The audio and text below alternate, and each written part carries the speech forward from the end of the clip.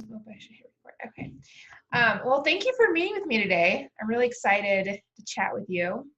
Thanks for having me. I love this. It's a new experience for me, but this is my third or fourth one, so Okay. starting to get a little Awesome. bit more comfortable, Yeah. enjoying experiences. Yeah. It's not that bad. In the beginning, it sounds like it's going to be nerve-wracking, but really, like, it's not. Yeah, people I can say that, and I want to take credit for this. My energy is such that I can kind of feel if the person will be like friendly and conversational. So thankfully I haven't gotten on with somebody and it's just very uncomfortable for me. Right. So yeah, I appreciate that. Yeah. I mean, at that point, you're just like, all right, so we wrap it up now. No. You know, right? I'm like, what's that? What'd you say? Oh, I'm sorry, I have to go. The house is on Right. fire. Okay. So thank you for sending over some of that information. Do you pronounce it, is it CR, hmm your agency? Okay. Yeah. hmm Um, do you want to tell me just a little bit about yourself and your agency? Okay. So, my name is Chanel, and I'm located in Chicago, Illinois. And I started CR Agency back in July, but I have been doing this business development and consulting work. I like to say my whole life. I've definitely been in sales and entrepreneurship since I was a little kid. And so, over the course of my career, I just started to like pare down more and more about what I enjoy. And what I enjoy most is pouring into people how they can be better at selling themselves. And so sales for me is relationship management, it's communication, it's team development, it's all of those things, because inevitably the core of it is how do we um, take who we are and impact the business, right? And so sometimes we have to move those people around, we have to adjust things, but ultimately it's putting you into the business. And so with CR agency, that's what I do with my clients.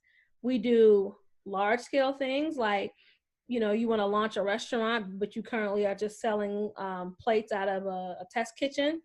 And I also have clients who, one of them just started a tutoring agency. And so helping him, he got an overwhelming response, obviously, right? Because kids are at home. And so he started off as a one-man shop. He's up to himself and 5 tutors. That's happened in the last 3 months. Wow. So, yeah, like that's a lot of growth in a short period of time, which is great, but it's also been a huge challenge to manage staff and curriculum and also matriculation of students into the program. And so just helping them create these frameworks that make sense to them and always making sure that like that alignment is there, because that's important to me too, right? Like I want you to make all the money that's available to you tenfold, but it doesn't matter if you're rich and miserable. Like that's not the Right. point, right? Yeah. um and so the short version is we help businesses with really just doing business better, taking what they do and amplifying it. Yeah. Do you find when you work with clients, do they come in with like this expectation of their like who they should be or this persona they should have? Or do you find people are more natural when they come into their business? Oh no, people have this absolute I would say perception no reflection, right? And so they come in and they expect that they're supposed to have $100 bills and a big money clip, or red bottoms and a Birkin bag, and it's like, okay, right? But like none of that is like people don't buy that. People buy into who you are as a person, and they can fish out pretty quickly if that's just a perception and it's not actually who you are. So all the time people will come to me and they have this like idea of, perfect example, right? Like I have a client who wants to be an influencer, and so she's starting off and navigating that path, and she always references like that Kim Kardashian makes $1 million to make one post. It's like, okay, that's probably true.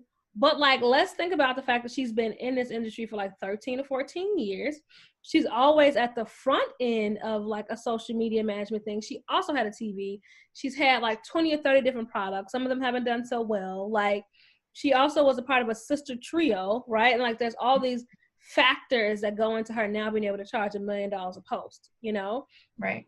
And so she dresses like Kim K and she buys these expensive outfits. And so she's always so frustrated it doesn't translate. I was like, because Kim Kardashian is still being Kim Kardashian, like you have to acknowledge the fact that you should not want to dress up like her to make her wealth. You should want to be as authentic and transparent and confident and vulnerable those are the things that have led to her getting $1 million. I mean, in her body too, but like, right. you know, it's a lot of beautiful. I think that all women and men are beautiful. So that's really not the status quo. It's the other things that like separate you from the pack. So absolutely, people come to me, you know, as like a perception of who they think they should be. Right. Yeah. Wow. That's a great example. I mean, so many people, they, you know, like the whole like 10K in 10 days, or, you know, people come into any business with these ideas that they're going to make or have the, you know, be an influencer or have this following or, yeah, that's hard to break. That's a mindset though, that people have to work on for quite a while, I think.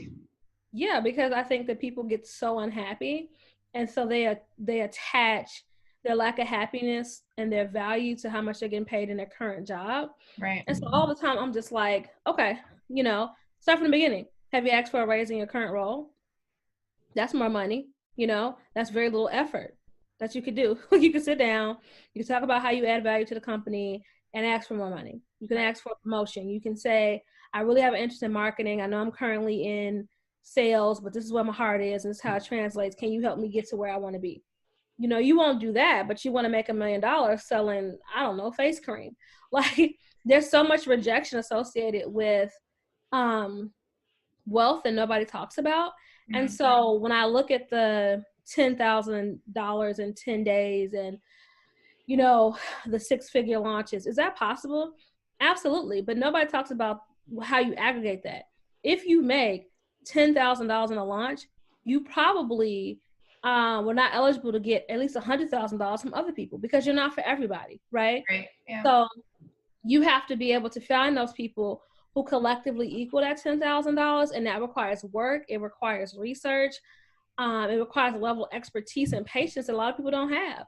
Like very few entrepreneurs have come out the gate and launch, you know, a $10,000 product if they have no, they haven't invested in education or invested through their occupation. Most people cannot go from being, you know, a school teacher to a doctor. That's just not a realistic thing, right? Like it just doesn't happen that way. But if you set realistic goals, like I want to get 100 followers, or I want to make $100 on this book, or, you know, things that you can do, right? And my biggest thing, if nothing else ever resonates, is like set realistic goals, period.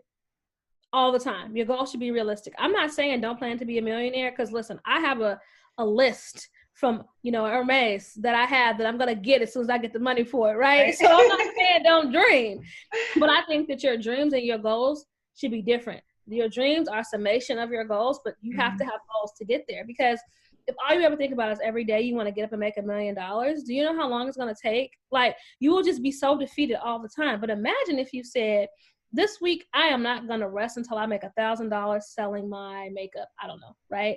And so that could be 50 compacts. I have no idea. I don't sell makeup.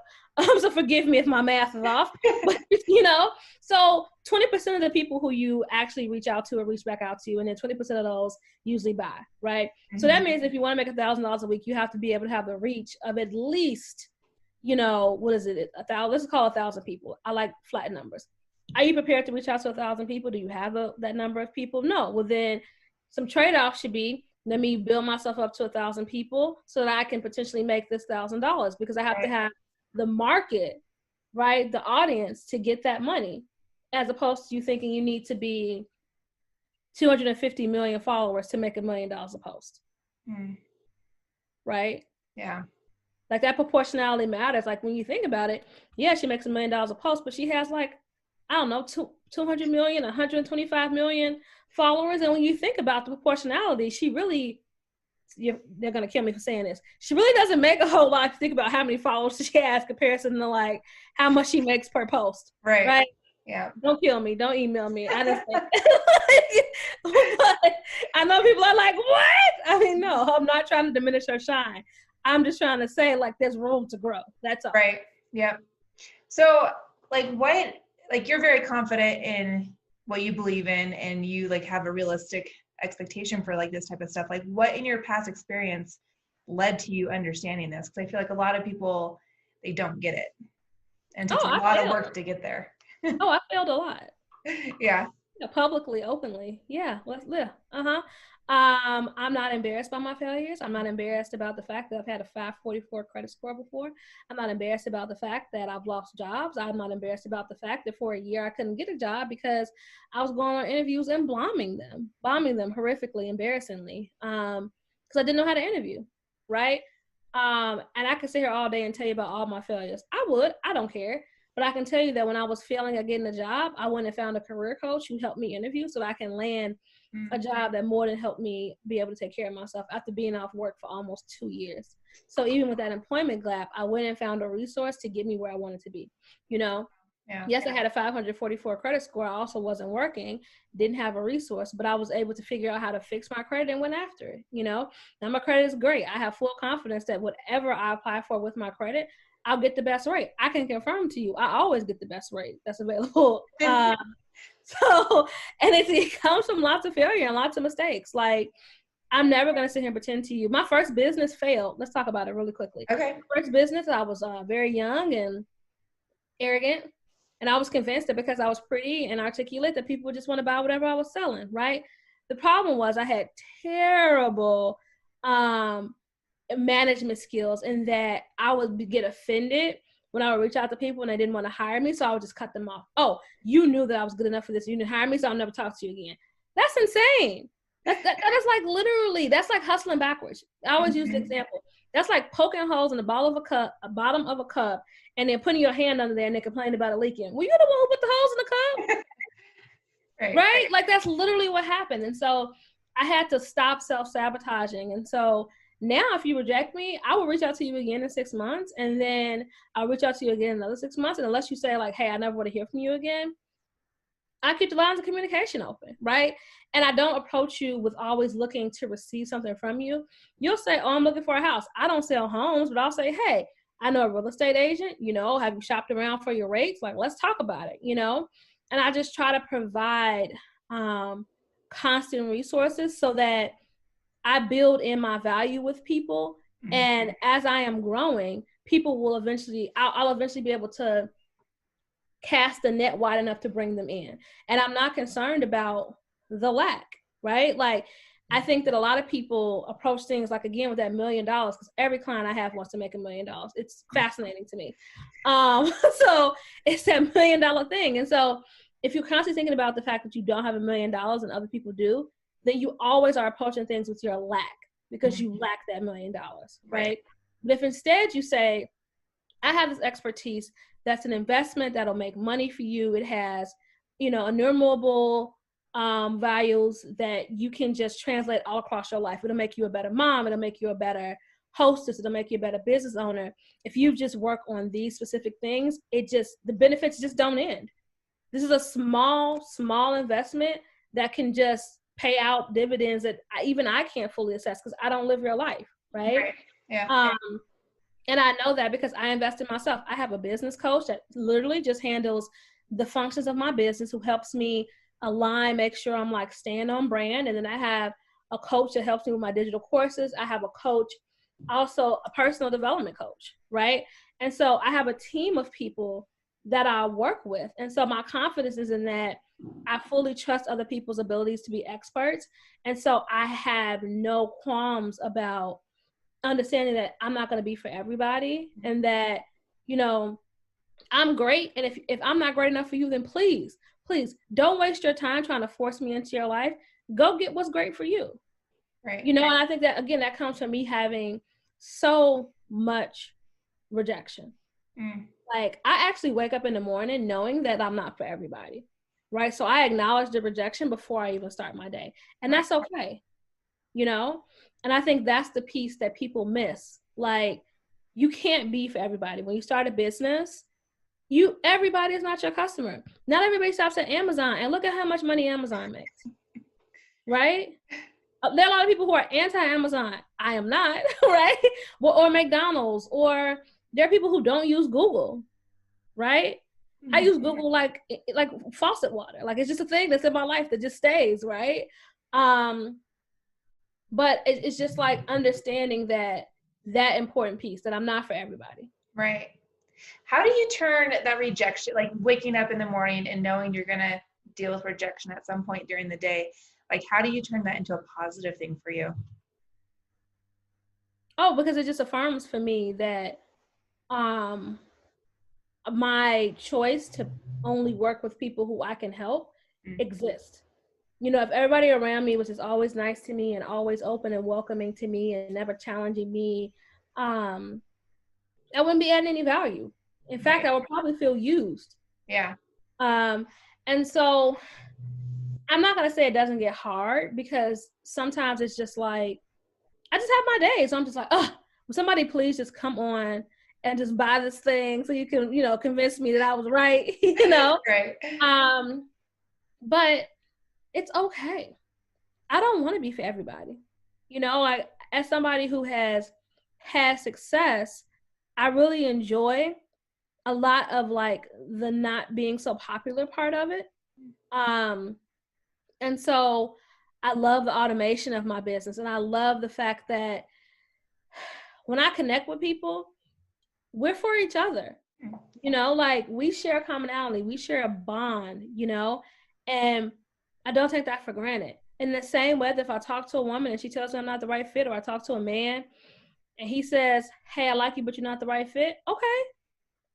You know, I used to think of it as wasting my time 7 years ago, but now I'm just like, that's one less person who I have to, you know, manage my time around. That's one less person who I have to try to like make fit into my world, you know, because the work that I do is, even my automated stuff is still very personal, because even though you sign up for the digital course, you also get a coaching session from me, right? And so I'm not doing the everyday, all day work with you, but you still get my time. And I don't ever want anybody to be around me who doesn't want to be around me. Right. And so I want to be loved so that I can love. And so that is, for me, the confirmation I need, because I love what I do. And the people who I work with are amazing. I'm biased, but I think I'm amazing, so they're amazing. Right. And I can say that, and I can refer to them, and, you know, I can refer to them and have them refer to me with full confidence. This is going to work out because we make sense. Does that make sense? Yeah, that does. You made a comment earlier. Actually, I think you had emailed it to me. And I think this is a statement about your agency. You just reminded me of it. But you said, if you are a small business and you're getting sales and not repeat sales, you aren't managing the relationship, and you treat people like customers. And so something that you just said reminded me of that. So can you explain how, like, with your, you know, your tribe that you're working with, your people, how do you treat them? Like, how do you manage that relationship and not just treat them like customers if they just bought your digital course? Like, what are you doing to go beyond that with them? I check in. So if you matriculate through the coaching, typically coaching in the past has been 3 months, 6 months, a year, right? It just depends on where you are. Beginners usually sign up for a year. People who are more advanced and are project focused are usually 3 to 6 months. I don't have a 9 months because it just never happened. It either be in 6 months or 12. So I just got rid of it. And say you matriculate out, I reach out to you every quarter. What's going on with you? You know, have you had any big life changes? And sometimes that's a quick email saying, can you give me 15 minutes? I just love to catch up, right? And I don't sell them anything. I'm like, how are you? You know, if you have children, how are your children? How's your husband? How's your mom? Because people, it always comes up, you know. How's your house? You live in Texas. I heard it was flooding. Is everything going okay? You know, do you need anything? Can I send you some cases of water? Like, how can I help? And it's not, I don't sell them anything, you know? And then I also will send out emails about myself, like, hey, you know, how have you guys been doing? Right now it's difficult because I can't travel. Have you been traveling? What was your experience? Let us know so I can let the team know. Do you need any help with anything? How's business? You know, if I have a product to offer them, sometimes that happens, and sometimes it's just not the right time. Right. And that's okay. But I never, ever look at my clients as customers. It's not transactional for me at all. Even the people who matriculate through my digital courses, I reach out. And some of them choose, like, opt out of having the coaching, which is fine, right? They don't need to talk to me. That's why I designed a digital course. But even the ones who just bought a course, if they don't, you know, like I can see how far they've gotten. So if they've been stuck on module 4 for 3 weeks, I'll be like, hey, how are you? Are you having technology issues? Like, what's going on? Can I help? Did you not understand? You know, give me some feedback. Let me help you, you know? And so I extend myself, because even though they don't need my coaching, maybe there's something there. You know, maybe it is a digital issue, or maybe they've just been busy. And they're so shocked that I take the time to say, it's 12 modules and you've been stuck on 4 for 3 weeks, that sometimes the feedback is, I'm overwhelmed, or I just been busy, or oh, actually I do need some help. I'm really stuck right here, and this is a source of discomfort for me, you know? Right. But it doesn't matter, because I give. I cannot receive if I don't give. And so, yes, I have had people who didn't sign up for coaching who I spend an hour on the phone with, helping them figure out what a mission statement is, right? Mm-hmm. And it's fine, because it helps me, you know, constantly keep my brain sharp. But I know people who are like, oh no, I won't do that. Why? It's mine. It's got my name on it. You will not be failing and say you took it from me. Right. You know, you can never say that you bought something from me and I didn't try to reach out to you. And even as the business grows, it's become more of an automated thing. And I'm in the process of launching a bigger digital course. And even in those conversations, I'm like, I don't want people to just, you know, spend this money and don't use it. So I want to add in some challenges, and I want to add in some giveaways, and like just keep people engaged in a way that they don't expect. But it's my responsibility to manage a relationship. And so I'm constantly thinking about, how do I communicate better? How do I, you know, invest in them more, you know? Mm-hmm. And unapologetically, like I said, I will give it to you, you know? And I've actually sat on the phone with one of my first clients. She was in a very bad space, couldn't afford me. I don't give out discounts. I'll run sales, but as far as like giving out discounts, it just has never worked out for me. But she was in such a tight spot and she had such a great idea. I was like, I'll invest. You know, you have the talent, I have the money, I'll invest in it. You know, let's get it off the ground. And the impact was, she profited and I profited. I am no longer an investor, but, you know, she had this great idea. I was like, oh, this is going to make money right away, you know? But she didn't even know she wanted an investor. I was like, listen, let's get this off the ground. Like, this is a now thing. Like, let's do this. And so that's a great example for me. You know, 2 specific ones. I reach out, and when I can, I help. I've given out like small grants before to individuals who are starting their business. It's like a, you know, we do their business plan, and, you know, as like a, hey, I really believe in you. I'll cover the cost of their license at the state. They don't ask me for that. Do I do it for everybody? No, it just depends on the situation. Right. There's any way that I can add value. Sometimes it's money. Sometimes it's resources. It's just all about like, how do I create the best experience so that when you walk away from me, you expect excellence in your life from everybody. Right. Wow. So, because you work full-time at a firm, right? And then you have your business outside of your full-time job. Yep. So when providing that much value, like what advice would you have for someone starting their business while working 9 to 5, trying to just provide that much value, build these relationships, but also at some point making money?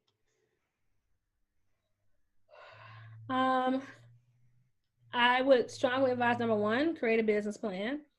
And not like play around with it, like sit down, figure out what you need up front.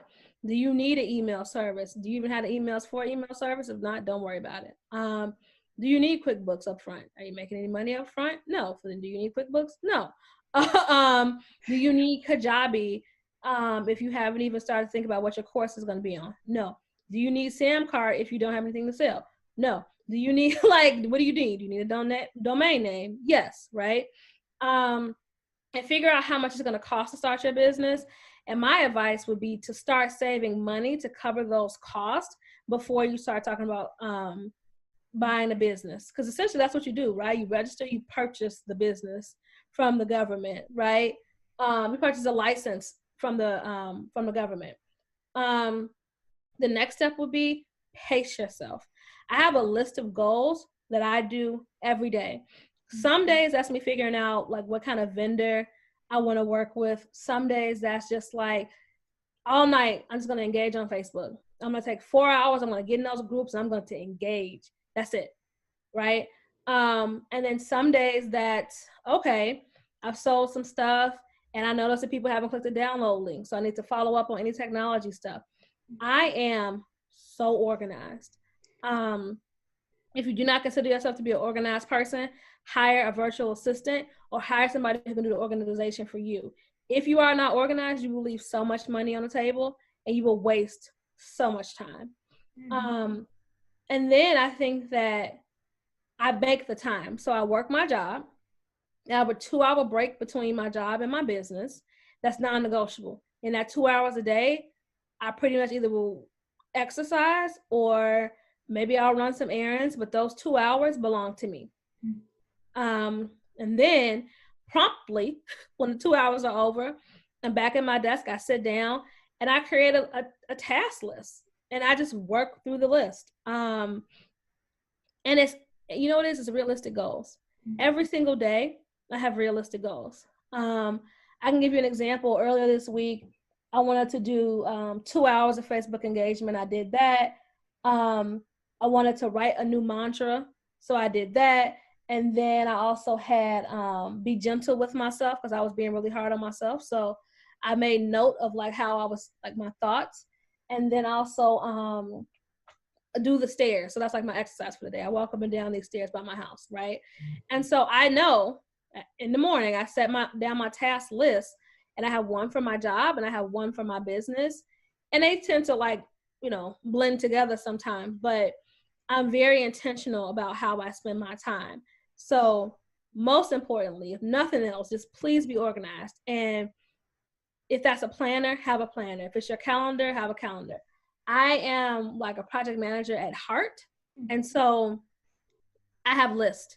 My brain operates in lists. So I can't do a planner to save my life. I have the most beautiful planners. I have a Louis Vuitton planner that I have never used because it's just not for me. I also have this very big Post-it that looks like a task list that I use every day. And I'm on my second year of it. And all I do is sit down every morning and write out what I need to accomplish. It sits open on my desk every day and get it done. And I think the last thing I would encourage people to do is outsource as much as you can, because anything that you do that you don't want to do, it spoils your creativity. And as an entrepreneur, you have to be creative. It doesn't matter what kind of entrepreneur you are, you have to be creative. If it's creating emails, if you are a jewelry person, so you have to make sure you have jewelry people want to buy. If you are a restaurateur, you have to make sure that your recipes taste good. If you're spending all your time doing the books and that's not your passion, you're literally taking away, you're literally stealing money from your business, you know, because you're not allowing yourself to be your best. And so you have to save to have a business. I don't agree with the, I'm broke, so I'm going to start a business. Okay. No shade. It can work.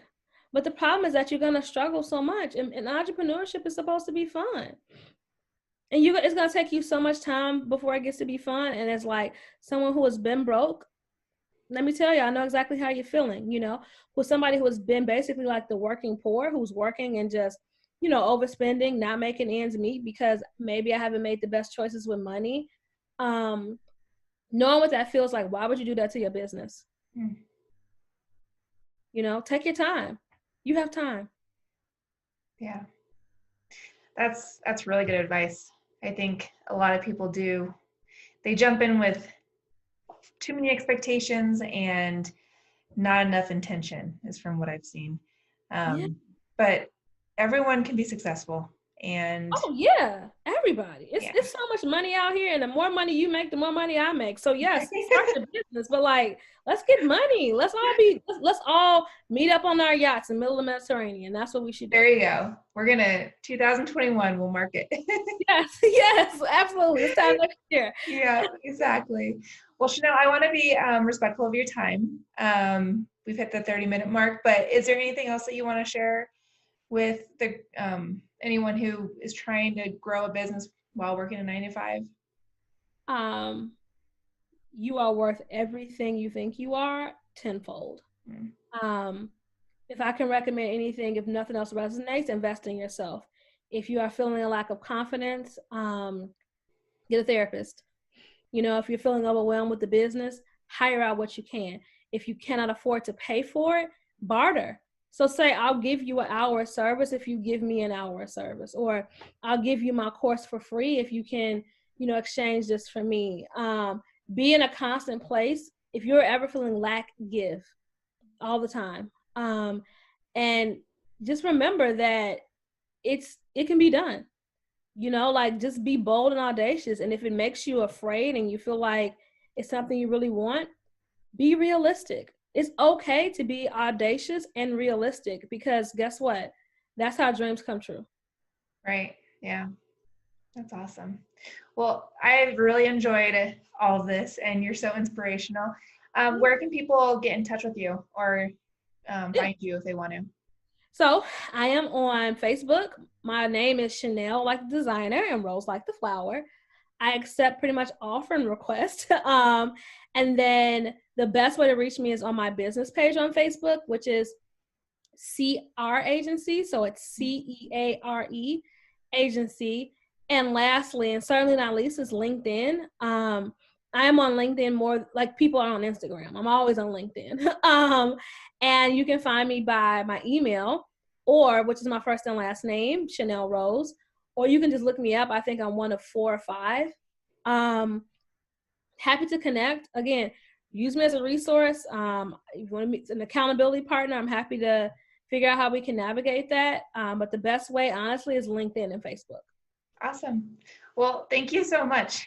I really Thank you for having me. Yeah, this has been great.